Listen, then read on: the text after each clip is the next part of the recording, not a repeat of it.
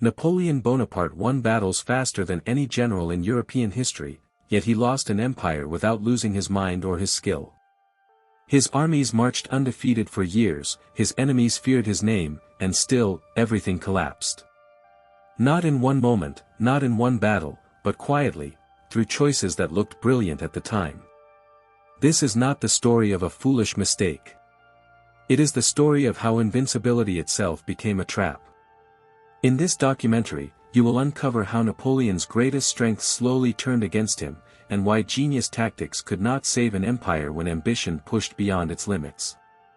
By the early 19th century, Europe did not simply fear Napoleon Bonaparte, it expected him to win, almost as if history itself had chosen him, and that belief, quietly and dangerously, began shaping every battle before the first shot was fired. Born in Corsica in 1769, Napoleon rose during the chaos of the French Revolution, where broken institutions created space for raw talent, and through speed, calculation, and relentless ambition, he transformed himself from an artillery officer into France's most feared general. At battles like Toulon in 1793 and Italy in 1796, his armies moved faster than tradition allowed, striking before enemies could organize, overwhelming larger forces through precision rather than numbers. Europe watched in shock as old monarchies collapsed under a new kind of warfare, flexible formations, rapid marches, and psychological dominance that made defeat feel inevitable before it arrived. By 1804, when Napoleon crowned himself emperor, victory was no longer accidental, it was expected, and that expectation fed something deeper than confidence. Each triumph reinforced the idea that his instincts were flawless, that rules applied to others, not to him, and that fate itself bent in his direction. Generals followed without question, nations surrendered in advance, and enemies planned defensively, already assuming loss. Slowly, almost invisibly, success stopped being a result and became an assumption. The turning point was not a single battle, but a pattern. Napoleon began to believe that speed could replace preparation, that brilliance could override limits, and that adaptation was something only his enemies needed. The very tactics that once shocked Europe now locked him into a sense of inevitability, blinding him to change. And as the legend of invincibility grew louder across the continent, a quieter danger formed beneath it, because when a man believes he cannot lose, he also stops asking whether he should fight at all, and that question would soon haunt every decision that followed.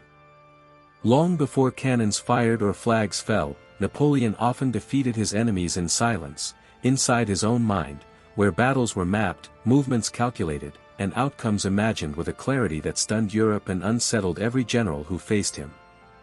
At the turn of the 19th century, European warfare still followed tradition, with rigid lines, slow marches, and commanders bound by protocol, while Napoleon Bonaparte shattered those habits through speed, flexibility, and relentless pressure. His armies moved in independent corps, able to march separately and strike together, allowing him to appear suddenly where enemies felt safe, as he did at Ulm in 1805, where an entire Austrian army collapsed without a major battle. He read terrain like a language, using rivers, hills, and roads as weapons, while his artillery, his first love, became the hammer that broke resistance at precisely chosen moments. Yet it was not only movement that made him feared, but the psychological weight he carried into every campaign. Older generals hesitated, second-guessed themselves, and defended instead of acting, already haunted by his reputation. At Austerlitz in December 1805, Napoleon deliberately weakened his own flank, inviting attack, knowing his enemies would believe they were finally outsmarting him, only to be crushed when his main force struck the center. Admiration and fear spread together, turning his name into a weapon that arrived before his soldiers did. But brilliance invites imitation, and as victories piled up, Europe began to study him as closely as he studied them. Armies adapted, coalitions shared knowledge, and the element of surprise slowly faded, forcing Napoleon to rely not on innovation, but repetition. And as the continent learned how his mind worked, a dangerous question emerged beneath the admiration: what happens when a genius keeps fighting, but the world around him learns faster than he expects, and refuses to be shocked ever again? By 1807, Napoleon ruled more of Europe than any French king before him, yet for the first time, victory no longer felt like motion forward, it felt like weight, pressing down on every decision, every border, and every army forced to stand guard instead of charging ahead.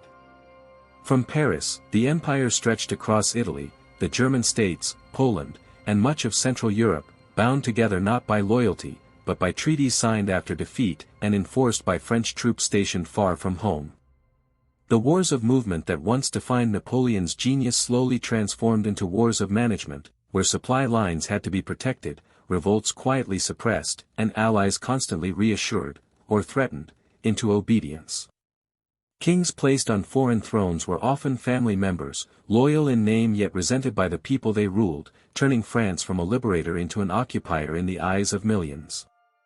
As the empire expanded, the Grand Army no longer fought as a single, focused force, but as fragments scattered across the continent, guarding roads in Spain, borders in Prussia, and uneasy alliances in Austria.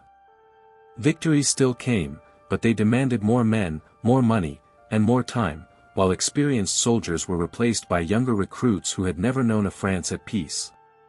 Even allies began to hesitate, supporting Napoleon publicly while quietly preparing for the moment his grip weakened. The turning point was subtle, not dramatic. Napoleon now had to govern what he conquered, responding to rebellions, diplomacy, and economic pressure, while still believing he could dominate Europe through force alone, a balance that demanded constant presence he could no longer maintain. And as the empire grew wider with every campaign, an unsettling truth emerged beneath the surface: power gained through speed was now trapped by distance, and the next challenge would not come from an enemy army, but from the strain of holding everything together at once. Unable to defeat Britain on the battlefield, Napoleon chose a weapon he believed would be even more devastating: commerce itself, convinced that if British ships ruled the seas, then European markets would become the battlefield where the empire would finally break. In 1806, after the crushing victory at Jena-Auerstedt, Napoleon announced the Continental System, a sweeping economic blockade designed to cut Britain off from European trade, isolating its economy and forcing surrender without a single major invasion. From Lisbon to Hamburg, ports were ordered closed, goods seized, and merchants watched closely, as France attempted to turn an entire continent into a wall against British influence. On paper, the strategy was bold and logical, striking directly at Britain's industrial lifeline, but on the ground, reality proved far more complicated. European economies depended on British trade, from textiles to colonial goods, and as legal commerce collapsed, black markets flourished, smugglers thrived, and enforcement became a constant struggle. The greatest damage fell not on Britain, which adapted through global trade and naval dominance, but on Napoleon's own allies, whose industries collapsed and populations grew restless. In places like Holland, Spain, and the German states, resentment quietly replaced loyalty, as families suffered shortages while British goods still found their way ashore under cover of night. The empire now demanded sacrifice without offering relief, turning economic policy into a source of silent rebellion. The turning point came as Napoleon doubled down, punishing non-compliance with military force, dragging unwilling nations deeper into a system they despised, and transforming economic pressure into political hostility that spread beneath the surface of his empire. And as trade routes vanished and trust eroded, a dangerous realization crept in: this war without battles was weakening the very foundation Napoleon relied upon, setting the stage for resistance that armies alone could no longer suppress. Spain was never meant to be a battlefield, yet it became the place where Napoleon's empire began to bleed slowly and endlessly, not through decisive defeats, but through thousands of unseen cuts that no map or strategy could fully predict. In 1808, Napoleon intervened in Spain to enforce the Continental System and secure control of the Iberian Peninsula, believing a swift display of power would stabilize the region, but instead, the invasion ignited something far more dangerous than an organized enemy army. Spanish civilians, priests, farmers, and former soldiers rose together, abandoning conventional warfare and turning villages, roads, and mountains into weapons. Supply convoys vanished, messengers were ambushed, and French soldiers found themselves surrounded not by armies, but by hostility that never slept. Battles could be won in open fields, yet the moment troops marched on, resistance returned, stronger and more personal than before. The Grand Army, trained for speed and decisive engagement, now guarded endless roads and occupied hostile towns, while morale eroded under constant fear and exhaustion. Commanders reported victories, yet control slipped further away each month, as the term guerrilla, a small war, entered military history, describing a conflict Napoleon had never designed his system to defeat. Even when Napoleon himself arrived and captured Madrid, authority remained fragile, dissolving the moment French columns moved elsewhere. The turning point came when Spain transformed from a campaign into a permanent drain, consuming troops, money, and attention, while Britain, under the Duke of Wellington, exploited the chaos to establish a foothold that France could never fully dislodge. And as Spain continued to bleed without end, a troubling realization surfaced: if an empire could be weakened by farmers and shadows, then Napoleon's greatest strength, decisive battle, might no longer be enough to secure victory anywhere else. In 1812, Napoleon made a decision so vast in scale that it could not be reversed once begun, a march so enormous that even victory would demand more than any army, or any mind, had ever been asked to give. Russia had begun to defy the continental system, quietly reopening trade with Britain as its economy strained under blockade, and for Napoleon, this was more than policy, it was a challenge to authority itself. Tsar Alexander I hesitated, delayed, and resisted, believing distance and patience could succeed where armies failed, while Napoleon interpreted hesitation as weakness, convinced that one decisive campaign would restore obedience across Europe. Confidence remained unshaken, and with it came an assumption that speed, numbers, and reputation would once again force history to bend. By the summer of 1812, the Grand Army crossed the Niemen River, more than 600,000 men drawn from across the empire, marching eastward into a land vast beyond comparison, where roads dissolved into dust and distances swallowed time. The movement itself felt unstoppable, yet beneath the spectacle lay quiet uncertainty, as supply lines stretched thin and familiar battlefields disappeared behind endless forests and plains.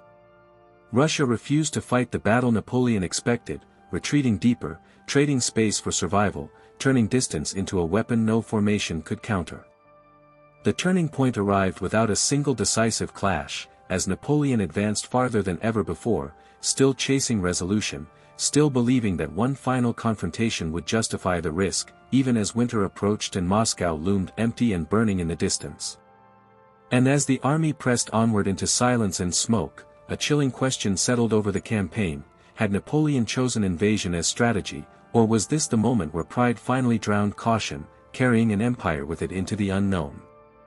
Napoleon had prepared for armies, generals, and resistance, yet the greatest enemy of the Russian campaign arrived without banners or commands, advancing silently as days shortened, temperatures fell, and the land itself began to close around his retreating army.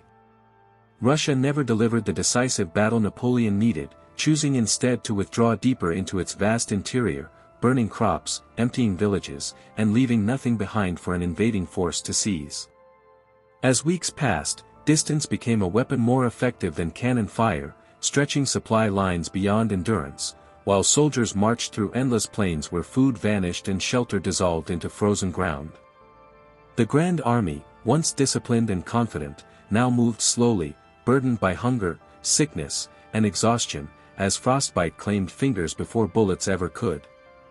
When winter arrived earlier than expected, tactics lost their meaning, formations collapsed, and survival replaced strategy. Horses died in the thousands, artillery was abandoned, and men wrapped themselves in rags torn from the dead, while temperatures plunged below -30 degrees. Napoleon, still calculating, still searching for order, watched as control slipped away, not through defeat, but through helplessness, as nature erased every advantage he had mastered. The retreat from Moscow became a moving disaster, where starvation, cold, and despair destroyed more soldiers than any Russian engagement. The turning point came not with an enemy attack, but with the realization that intelligence could no longer command reality, as the frozen landscape dictated pace, direction, and fate, reducing the most advanced army in Europe to scattered survivors struggling simply to stay alive. And as the remnants crossed back toward the west, leaving bones along the snow-covered roads, a grim truth emerged: Napoleon's genius had met something it could not outthink, and the empire now faced enemies who had learned that patience and endurance could defeat even the greatest mind in war. Napoleon returned from Russia with an army that still marched and fought, yet something far more valuable than soldiers had been lost along the frozen roads, the belief that he could never be defeated, a myth that once held Europe in silence. News of the disaster spread quickly across courts and capitals, carried by survivors, diplomats, and frightened allies who now saw proof that the emperor could be stopped. For the first time, fear loosened its grip, replaced by cautious hope, as Prussia, Austria, and Russia began to rebuild armies not in desperation, but in expectation. Former allies who once obeyed out of necessity now hesitated, measuring loyalty against survival, while resistance movements gained courage from the realization that French power was no longer unstoppable. Even as Napoleon rebuilt his forces with remarkable speed in 1813, calling up new conscripts and reorganizing shattered units, the emotional balance of Europe had shifted. On the battlefield, his brilliance remained undeniable, as seen in victories at Lutzen and Bautzen, where skill and timing still bent engagements in his favor, yet each success came at greater cost, against enemies who now fought together, shared intelligence, and refused to retreat into fear. Coalition warfare replaced isolated resistance, turning Europe itself into a united opponent that no single campaign could fracture. The turning point arrived not in a single defeat, but in perception itself. Napoleon was still dangerous, still brilliant, but no longer inevitable, and once inevitability vanished, resistance became sustainable. As the drums of coalition armies echoed across Central Europe, a question hung heavily in the air: could Napoleon restore a legend built on invincibility, or had the image that once won wars without fighting been broken beyond repair? By 1813, Napoleon no longer faced opponents who feared him in isolation. He faced a continent that had learned to move together, closing in from every direction, tightening the space in which even brilliance could operate. After the catastrophe in Russia, France struggled to replace what had been lost, drawing younger soldiers, often barely trained, into uniforms once worn by veterans hardened through years of victory. Resources shrank, horses were scarce, artillery crews inexperienced, and the empire that once supplied endless strength now demanded defense at every border. Yet Napoleon's mind remained sharp, adapting plans with speed and clarity, fighting with the same precision that had once shocked Europe. Battles like Dresden still showed flashes of genius, moments where timing and maneuver briefly restored hope, but each success came against overwhelming pressure that refused to disappear. Coalition armies, led by Prussia, Austria, Russia, and Britain, coordinated their movements, avoided decisive traps, and struck where Napoleon could not be present, forcing him to react instead of dictate. The old rhythm of conquest was gone, replaced by constant urgency, where every march felt like a race against collapse, and every victory felt temporary. France itself grew tired, strained by years of war, conscription, and economic hardship, while loyalty faded quietly at home. The turning point arrived as Napoleon realized that tactics could still win battles, but not time, manpower, or unity, as coalition forces absorbed losses he could no longer afford, while the clock moved relentlessly forward toward exhaustion. And as the armies converged toward a final reckoning, tension reached its peak, because for the first time in his career, Napoleon faced a reality where even perfect decisions might not be enough, and where survival itself depended on something no general could command. Napoleon's story does not end with a single defeat, but with a quiet realization that even the sharpest mind can reach a boundary where brilliance no longer bends reality, and where power, once limitless, begins to reveal its final cost. In 1814, surrounded by coalition armies and abandoned by allies who once depended on his victories, Napoleon abdicated the throne and was sent into exile, not as a failed tactician, but as a man who had reached the outer edge of what control could achieve. His return in 1815, brief and defiant, showed that the fire still burned, as he rallied France and marched once more, believing that one decisive campaign could restore everything that had been lost. At Waterloo, his tactics remained precise, his instincts sharp, yet time, weather, coordination, and coalition unity converged against him, proving that genius could no longer compensate for limits that had been ignored too long.